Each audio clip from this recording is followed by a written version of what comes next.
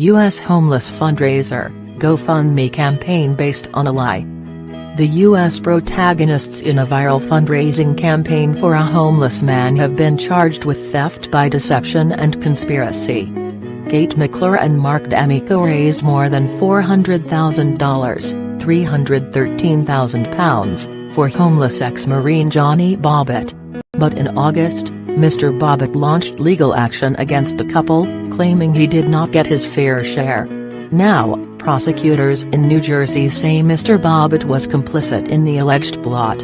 All three face the same charges. A lawyer for Mr. D'Amico, 39, and Ems McClure, 28, declined to comment, according to U.S. media.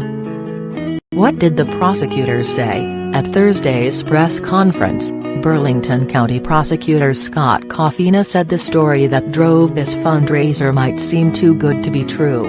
Unfortunately, it was. The entire campaign was predicated on a lie, he added. The prosecutors believe the campaign was concocted a month before it was launched. The campaign text had said that Mr. Bobbitt had used his last $20 to help Ems McClure when her car broke down in 2017. Mr. Bobbitt remains in custody, and the couple were released pending a court date on 24 December. The three face potential sentences of 5 to 10 years for the second-degree crimes. What was the original campaign? Mr. Bobbitt and the couple first came to prominence in November 2017 when Ems McClure launched a crowdfunding GoFundMe campaign, which, they said, was to repay the debt of a homeless man who came to her aid at the side of the road. A photograph of Ems McClure and Mr. Bobbitt, a veteran and drug addict who had lived on the streets for several years, standing on the side of the road, fronted the fundraising campaign. More than 14,000 people donated, many inspired by the story's details, such as Mr. Bobbitt instructing Ems McClure to lock her car doors before he returned with a can of petrol. Officials said on Thursday they believe the photo was staged after the three met previously when Ems McClure and Mr. D'Amico visited a casino near an underpass where Mr. Bobbitt spent time. When did things go wrong? The relationship between the three soured in August when Mr. Bobbitt brought legal action against the couple, alleging they were using the funds as their personal piggy bank to fund an extravagant lifestyle. After exceeding their original fundraising goal of $10,000, they bought clothing and a new camper van for Mr. Bobbitt, but later reportedly asked him to remove it from outside their property. Ems McClure and Mr. D'Amico told their online supporters the money would go to 2 financial trusts for Mr. Bobbitt, as well as a lawyer and a financial advisor to help him manage all the money.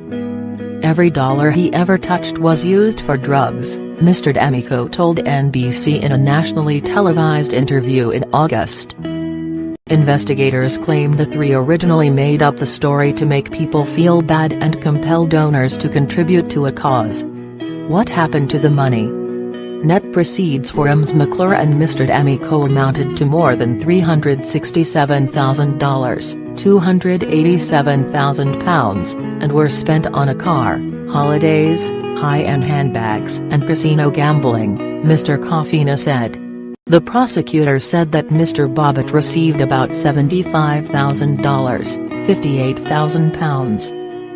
In thousands of text messages read by police, the couple had discussed financial woes, inability to pay bills and debts, and Mr. D'Amico said he hoped to raise more money by pursuing a book deal about the story. Expressing sympathy for Mr. Bobbitt's homelessness, the prosecutor nonetheless accused the veteran of being fully complicit in the campaign, promoting it in several media appearances and appearing in the original photograph. Mr. Bobbitt posted a similar story on Facebook in 2012 about helping a woman who had run out of petrol, officials say, but that full responsibility should be ascribed to all three.